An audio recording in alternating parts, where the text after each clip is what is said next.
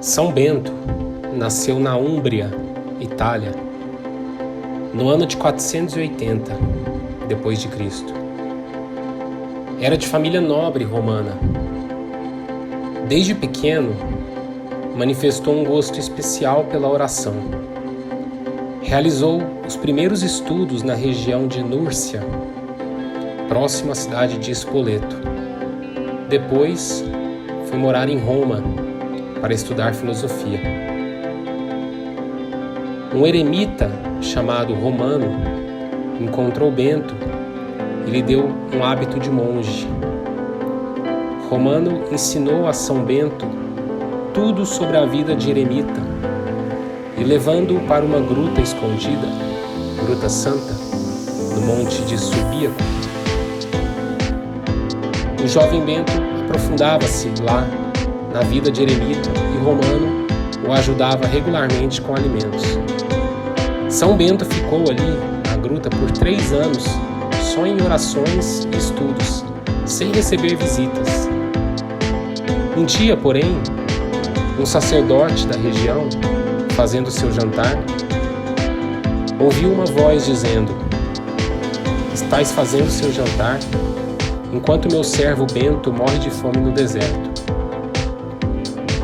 O sacerdote, com muito esforço, partiu para o deserto, encontrou a gruta em que Bento estava escondido e, após uma oração, disse que era o dia da Páscoa do Senhor e serviu-lhe a comida.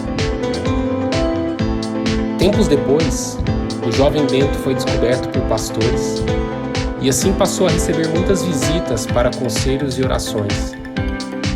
Logo sua família começou a crescer e ele passou a ser visitado por mais e mais pessoas em busca de aconselhamentos e orações.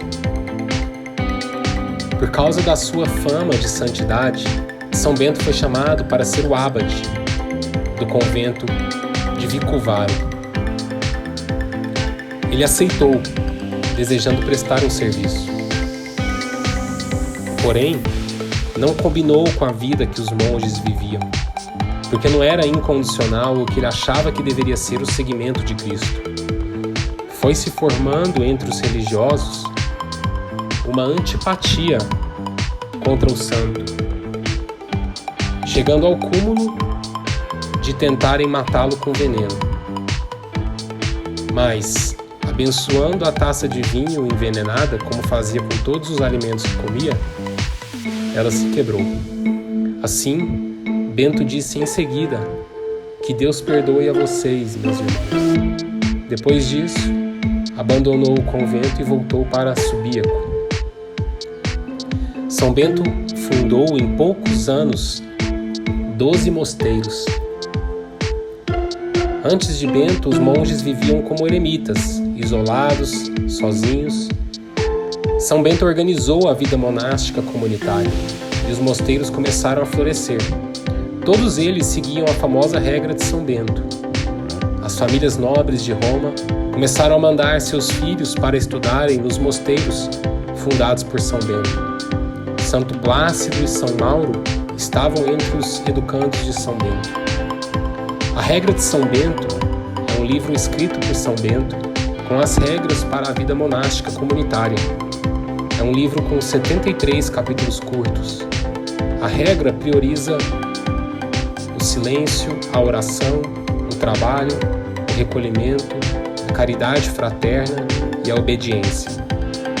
Assim nascia a famosa Ordem dos Beneditinos, ou Ordem de São Bento, que permanece viva e atuante até hoje, seguindo a mesma regra escrita há mais de 1500 anos.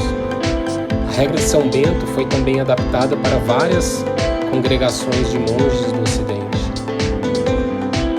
No Monte Cassino, na Itália, Bento começou a pregar o Evangelho para o povo.